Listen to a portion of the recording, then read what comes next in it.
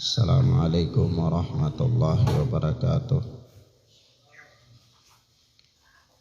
Walhamdulillahi hamdan katsiran thayyiban mubarakan fih kama yuhibbu rabbuna wa yarda. Ashhadu an la ilaha illallah wahdahu la syarika lah wa ashhadu anna Muhammadan abduhu wa rasuluh sallallahu alaihi wa ala alihi wa sahbihi wa man tabi'ahum bi ihsanin ila yaumiddin. Amma ba'd. Ikhwana fiddin, rahimani wa rahimakumullah. Kita lanjutkan pelajaran kita dengan kitab Syarh Sunnah Al-Barbahari, yakni sebuah kitab yang berisikan atau ditulis oleh Al-Imam Abu Muhammad Al-Hasan bin Ali bin Khalaf Al-Barbahari rahimana wa rahimahullah, tentang permasalahan akidah. Naam, agung. Imam Al-Barbahari itu wafat tahun berapa?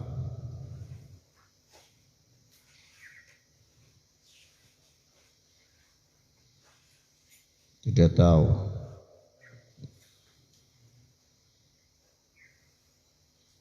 Hamzah. Imam Al-Barbahari lahir tahun biskuit Hungguan, seumur dengan umuran biskuit Hungguan diproduksikan, ya. Naam. Baik. Imam Al-Barbahari lahir tahun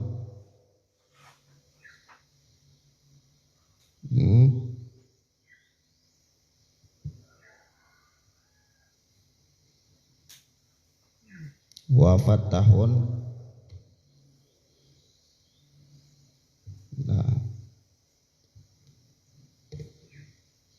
Thayyib.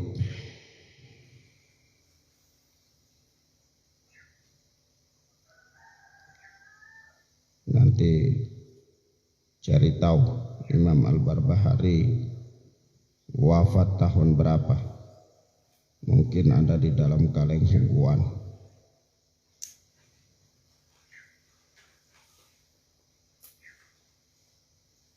Agung, apa pentingnya mempelajari masalah akidah?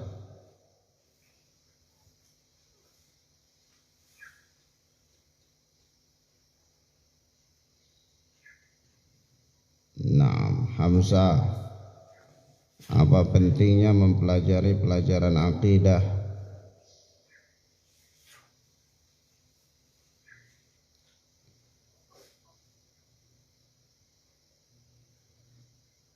Memperbaiki keadaan akhlak.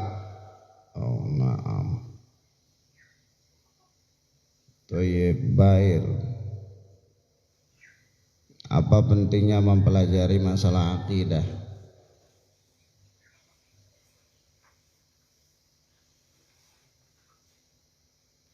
Nah, Masya Allah, barakallahu fikum.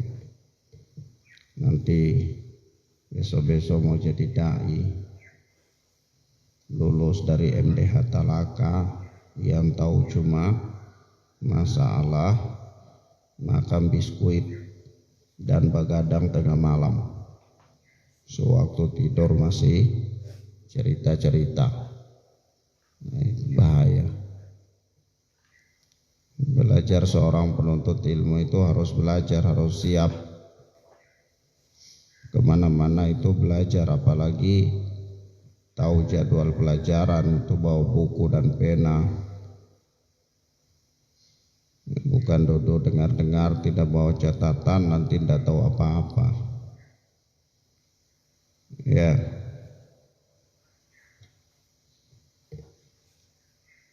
barakallahu fiikum.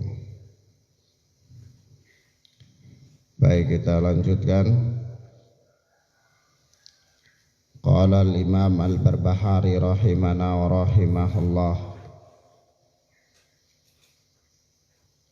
Al-Imam Al-Barbahari rahimana wa rahimahullahu ta'ala berkata,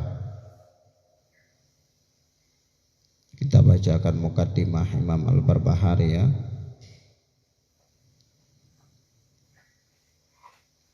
Alhamdulillahilladzi hadana lil Islam.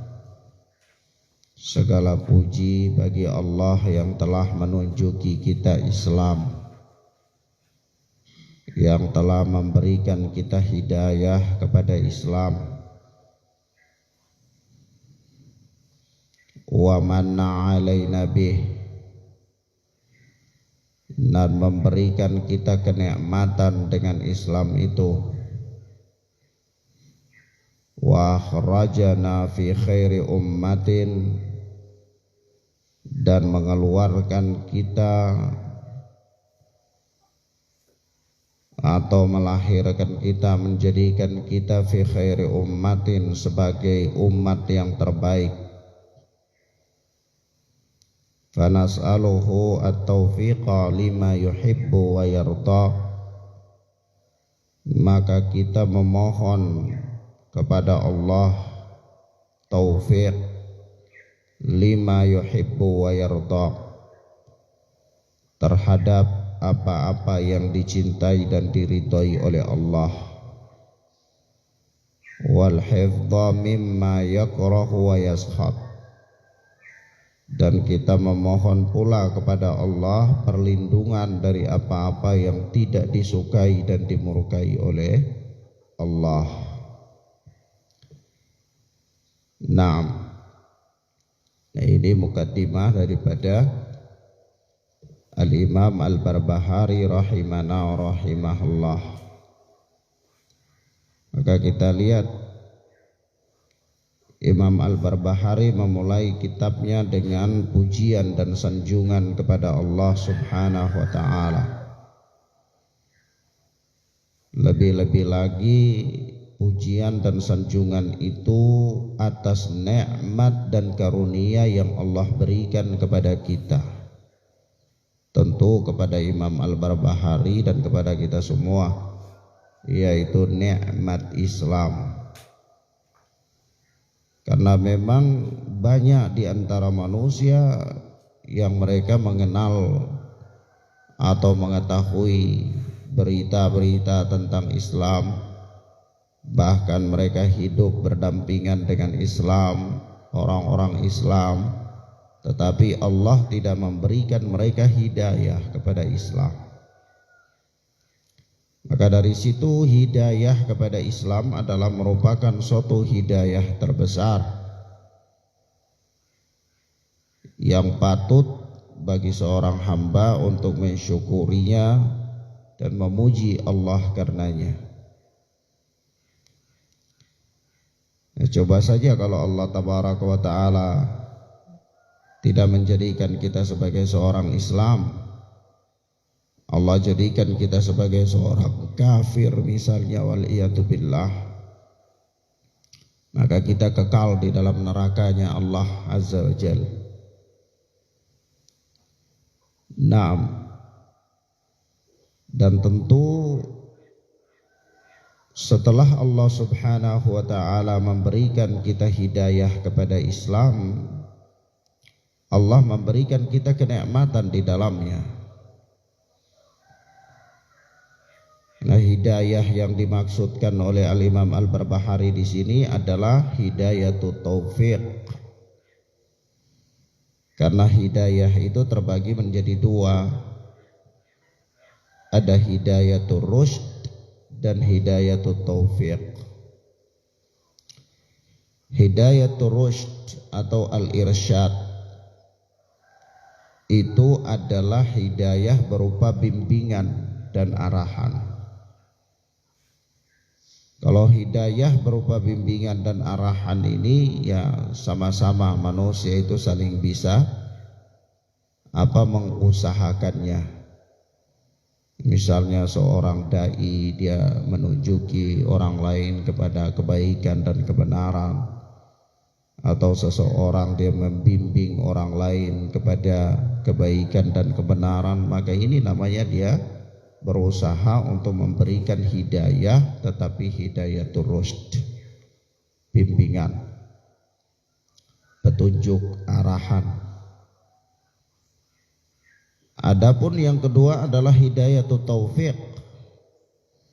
Hidayatul taufiq ini adalah hidayah yang mutlak merupakan hak Allah Subhanahu wa taala, yang tidak ada seorang pun berhak dalam hidayah ini.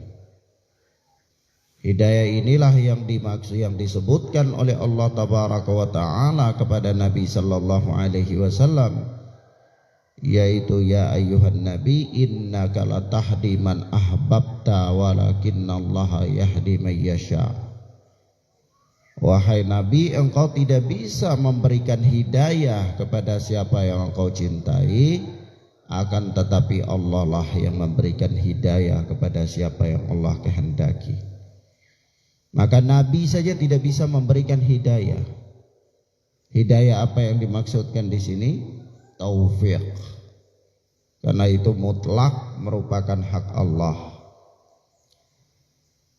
Hidayatul taufiq itu mutlak merupakan hak Allah.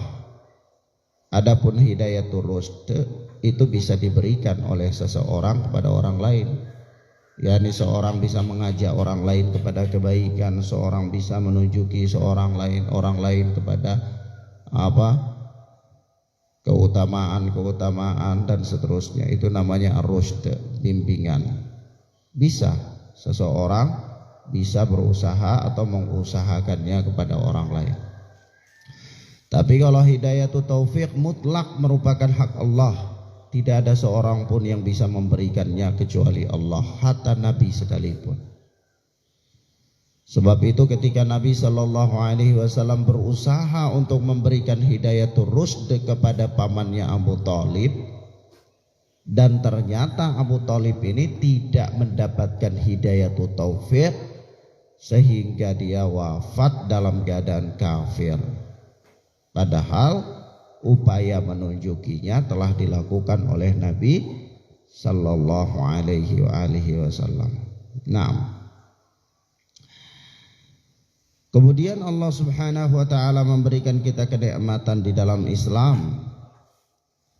Ya, memberikan kenikmatan di dalam Islam itu adalah merupakan suatu karunia yang terbesar. Ya, karena berapa banyak orang-orang yang mereka berada dalam Islam, hidup dalam Islam, tetapi mereka sendiri tidak menyadari kenikmatan Islam itu.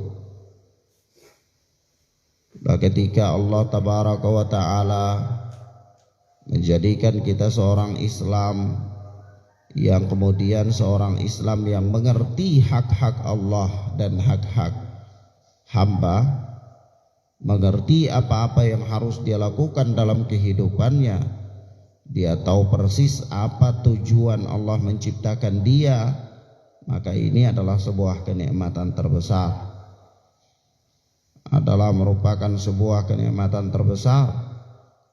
Dan Al-Imam Al-Barbahari ini beliau memulai penulisan kitabnya ini dengan menyanjung dan memuji Allah akan hal tersebut.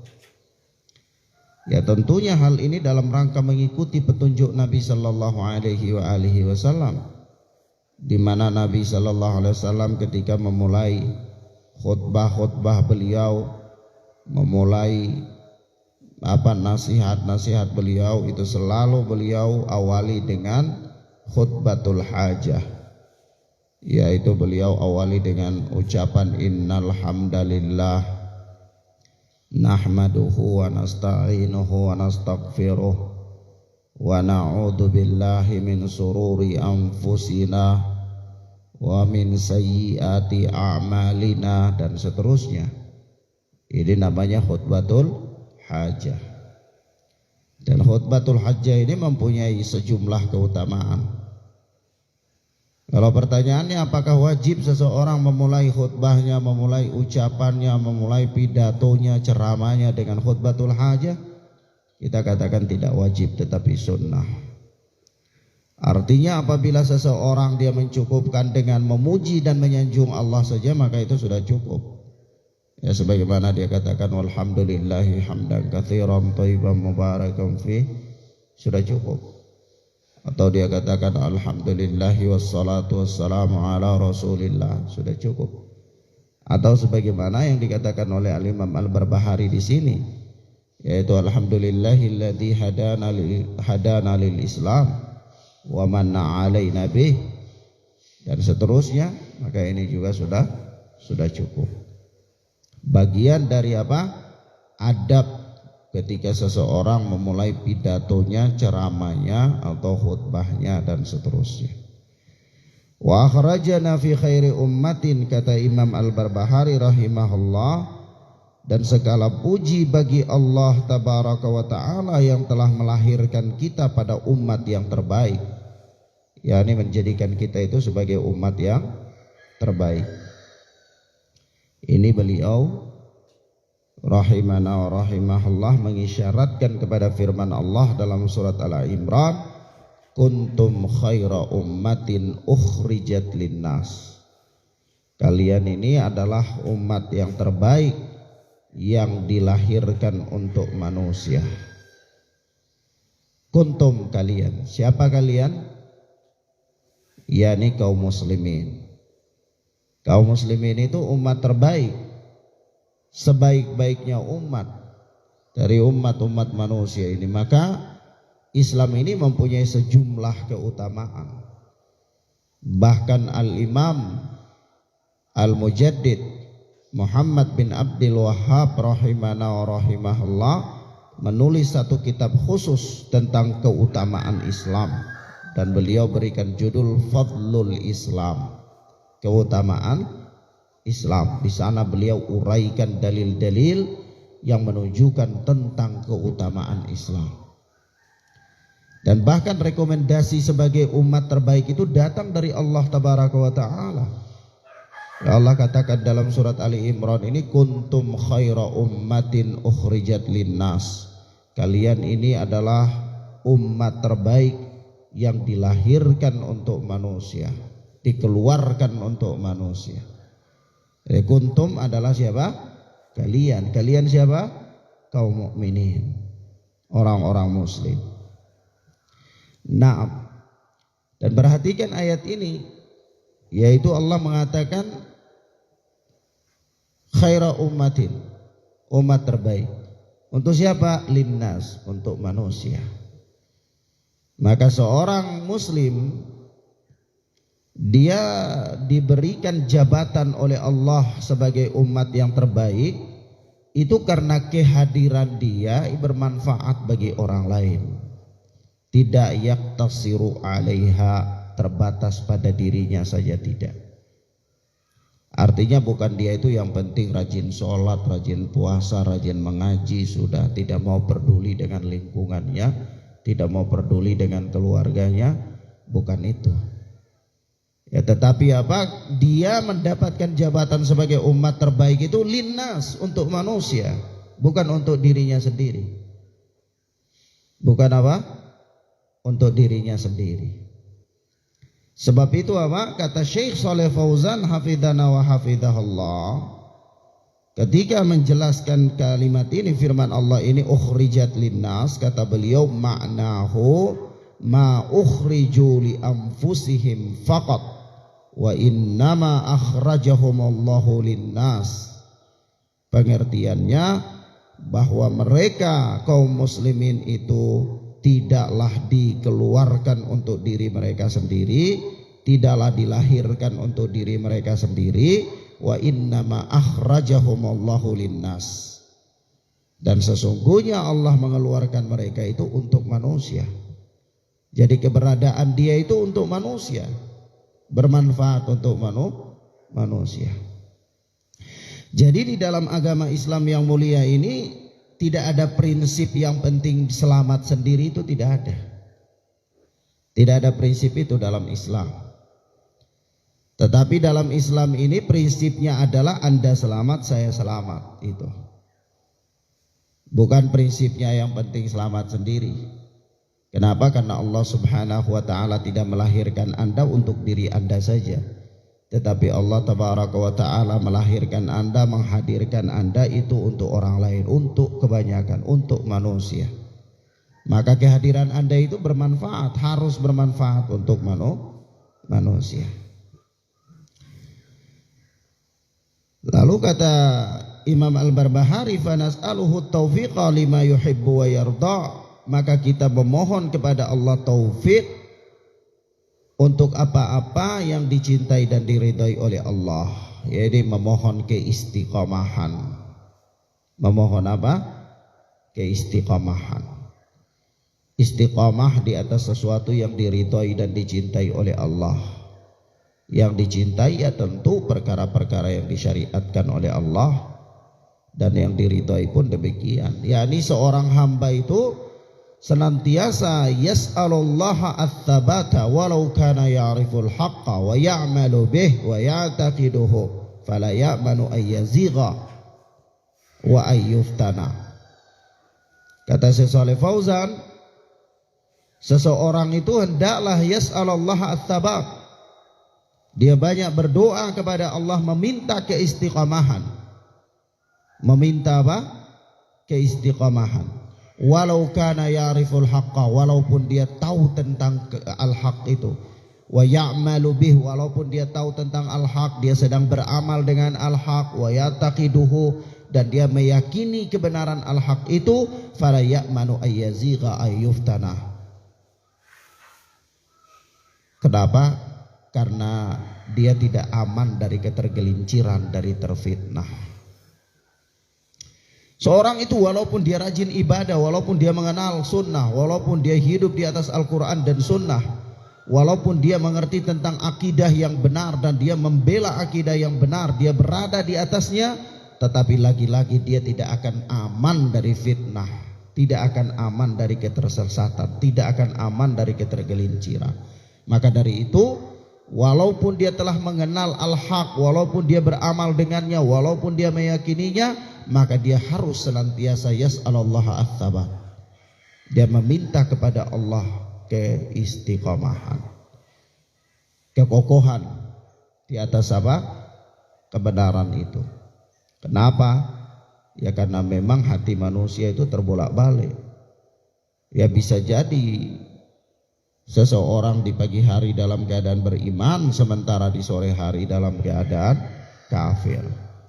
Bisa jadi seseorang di sore hari dalam keadaan beriman, atau di pagi hari telah menjadi kafir.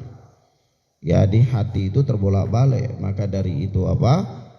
Kata Rasulullah sallallahu alaihi wasallam dalam doanya, ya muqallibal qulub tsabbit qalbi ala dinik. Ya Allah, ya Zat yang maha membolak-balik hati manusia, baliklah hatiku di dalam agamamu, atau di atas agamamu. Nah ini Rasulullah ya.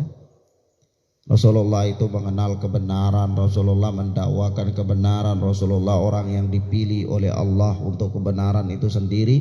Rasulullah adalah orang yang diampuni dosa-dosanya yang telah lalu dan dipelihara oleh Allah dari dosa-dosa yang akan datang. Tetapi beliau senantiasa berdoa, ya muqallibal qulub tsabbit qalbi ala dinik. Ya Allah, Zat yang maha membolak-balik hati manusia, tetapkanlah hatiku di atas agamamu. Maka memohon keistiqomahan itu suatu hal yang sangat penting, suatu hal yang sangat-sangat dibutuhkan oleh manusia, dan semua manusia berhajat kepadanya. Tidak ada seorang pun yang dia tidak berhajat kepada keistiqomahan. Ya berapa banyak orang yang tadinya dia itu luar biasa, tapi kemudian dia jadi binasa. Ya seperti taruhlah seperti Abdurrahman Ibnu Muljim. Ini orang alim, da'inya Umar bin Khattab. Dai-nya Umar bin Khattab, orang yang dipilih oleh Umar bin Khattab radhiyallahu taala anhu untuk dikirim jadi dai di Palestina. Tapi apa yang terjadi? Akhirnya berubah menjadi orang-orang yang membunuh Ali bin Abi Thalib, bahkan menyokong orang-orang yang membunuh Ali bin Abi Thalib, berubah menjadi Khawarij. Apa persoalannya? Persoalannya wanita. Ya, Ibnu Muljim ini menikahi seorang wanita yang berpemahaman Khawarij. Ya, dengan kepercayaannya yang overdosis, merasa aman dari fitnah Allah, lalu dia katakan, "Anda apa-apa, nanti saya dakwah dia, ya supaya dia jadi baik." Tapi begitu setelah menikah, ternyata bukan dia yang mendakwahi wanita itu, tetapi wanita itu dakwahi dia. Akhirnya berubahlah dia, berpindah dari keyakinan yang benar kepada keyakinan sang istrinya. Jadi istri ini lihat dia lemah gemulai begitu, tapi luar biasa ya fitnahnya. Kadang-kadang kita sudah tahu kebenaran, tapi karena dengan cara-cara dia yang begitu lembut, ya akhirnya kita juga nyantai-nyantai aja dalam kesesatan. Atau bahkan tidak sadar, serempet-serempet kepada kesesatan. Kadang-kadang sampai kita nggak ngerti mana yang harus kita lakukan dan mana yang harus kita tidak lakukan. Tetapi karena itulah ya, sang wanita, fitnahnya sang istri, akhirnya yang kita tahu ya pengetahuan kita, biarlah pengetahuan itu berlalu. Tetapi apa yang harus kita lakukan ini adalah untuk mendapatkan keridhaan istri.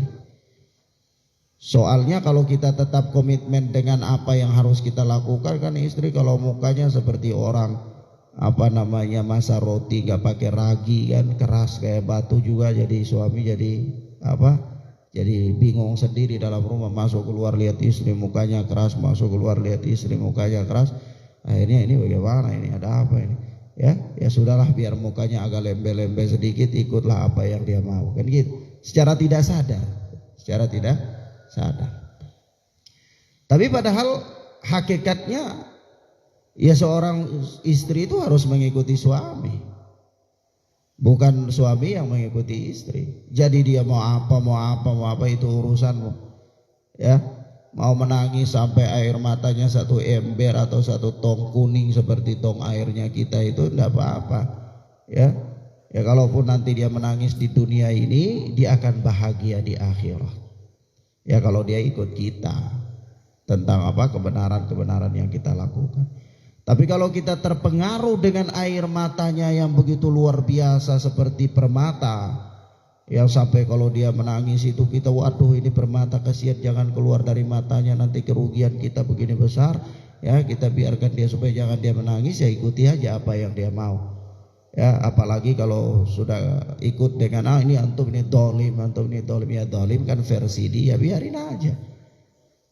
Tapi kalau dia katakan dolim lalu kita mulai terpengaruh, iya jangan-jangan ini saya dolim. Kita apalagi nggak tahu apa batasan-batasan kedoliman itu apa, ya sudah akhirnya ya sudahlah, biar nggak dolim, apa yang ikut maunya dia saja. Ya. Nah inilah Ibnu Muljim. Ibnu Muljim ini seorang dai yang dikirim oleh Umar bin Khattab loh. Ini bukan dai sembarangan, ini bukan dai yang dikirim oleh jamaah 3 hari. Ya. Ini dai yang dikirim oleh Umar bin Khattab radhiyallahu taala anhu, benar-benar seorang dai. Tetapi apa? Tidak aman dari fitnah. Ya, tidak aman dari fitnah. Nah. Dan memang repot ya. Wanita itu kan dia suka melihat hal-hal kecil dan dia jadikan sebagai catatan lalu protes. Ya, cara protesnya itu beda-beda. Ada yang frontal protesnya, ada yang protesnya dengan sikap, ada yang protesnya dengan ini siapa? Ya. Kayaknya anak udah lupa deh sama antum. Jadi Masya Allah ya, tindakan-tindakan protes. Jadi kalau kita selalu terpengaruh dengan apa yang dia omelin, ya sudah akhirnya ya. Tapi kalau satu istri tidak apa-apa kan, cuma yang satu saja omelin, jadi kita fokuskan bagaimana memperbaiki. Tapi kalau 2 atau 3, ya Robbi, seperti layang-layang antum sana kemari, bingung sudah, nggak ada tempatnya. Kenapa? Karena terprovokasi dengan omelan-omelan sang wanita tersebut. Ya. Maka ada juga seorang alim di abad-abad belakangan ini. Seorang alim yang sampai-sampai dia punya karangan-karangan yang begitu luar biasa, sampai para ulama mengatakan bahwa sungguh orang ini telah membeli surga dengan kitabnya. Itu salah satu kitabnya, anak lupa. Sangat indah sekali, mendapatkan pujian dari para ulama. Ya, sampai-sampai ada para ulama yang mengatakan sungguh orang ini telah membeli surga dengan kitabnya tersebut. Tapi apa yang terjadi? Di belakangan hari kemudian dia berubah menjadi seorang sekuler, seorang yang berpemahaman Syiah. Kenapa? Ini karena dia merasa aman dari fitnah. Maka dari itu merasa aman dari ketergelinciran. Nah, ini tidak boleh. Maka dari itu seorang hamba yang senantiasa berdoa kepada Allah, meminta keistiqomahan di atas kebenaran. Walaupun dia hakikatnya tahu kebenaran itu, jangan meremehkan. Oh, ini kan saya tahu, ini sunnah, ini bid'ah, ini tauhid, ini syirik. Ya, saya tahu, saya beramal di atas Al-Quran dan sunnah. Ya, saya meyakini keyakinan yang benar, keyakinan yang para salafuna as-saleh berada di atasnya. Lalu dia enteng-enteng saja serempet-serempet fitnah atau merasa aman dari fitnah. Ketahuilah bahwa telah banyak manusia yang berguguran karena merasa aman dari fitnah. Maka dari itu hendaklah seseorang itu memperbanyak berdoa kepada Allah, meminta keistiqomahan. Nabi Sallallahu Alaihi Wasallam itu berdoa, ya muqallibal qulub tsabbit qalbi ala dinik. Nah, itu Nabi Sallallahu Alaihi Wasallam.